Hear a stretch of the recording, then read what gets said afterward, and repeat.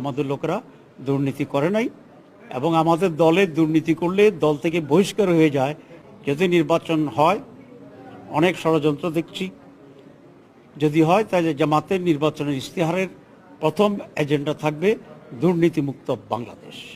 এবং এটা আমরা করতে পারবো এই জন্য যে আমরা অলরেডি টেস্টেড। ছোটোখাটো যেখানে যেখানে আমরা ছিলাম, আমাদের নেতৃবৃন্দ এবং আমাদের লোকেরা দুর্নীতি করে নাই এবং আমাদের দলের দুর্নীতি করলে দল থেকে বহিষ্কার হয়ে যায়।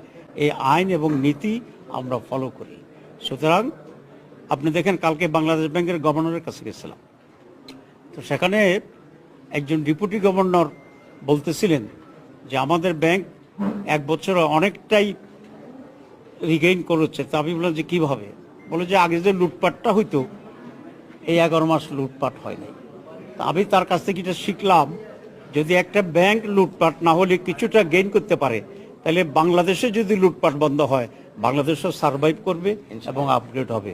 That would be the first agenda of আমাদের জামাত ইসলামীর, কারাপশন ফ্রি বাংলাদেশ। অন্যান্য যেগুলো